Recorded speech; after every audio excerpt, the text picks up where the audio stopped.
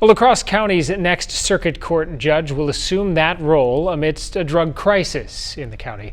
As we've reported, there were more than 50 overdose deaths in La Crosse County last year, a record number. And like I asked the challenger in this race, Candace Telestash, in our interview earlier, I began my one-on-one with incumbent Judge Mark Huesmann with the same question. How does a judge balance compassion and treatment for addiction and mental health issues while still holding people accountable? Yeah, I think that's an excellent question. One of the reasons why we're having so many issues with drugs, first of all, it's some of the nature and quality of the drugs. It's really bad stuff. We have fentanyl, we have crystal meth, we have a new drug making its way around called tranq.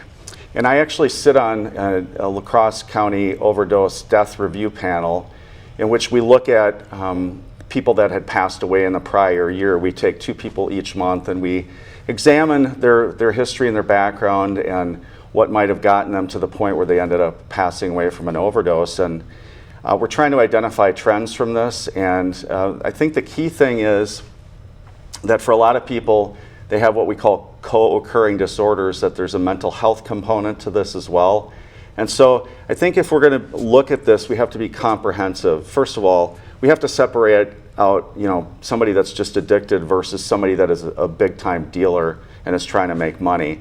We have a lot of people that are struggling with addiction in our community that are not necessarily bad people, they're just really struggling with this disease. And I think the thing that we have to do, try and get them treatment, but also recognize that there's a mental health component with that. And if we can do that, we can get these folks sober, and then most of the time they won't be coming into the criminal justice system. Yeah, reduce that rate of recidivism exactly. Locally. What is one other top challenge you see facing the judiciary in La Crosse County? One of the things is, again, mental health. We're seeing a shortage of mental health counselors out there. And right now,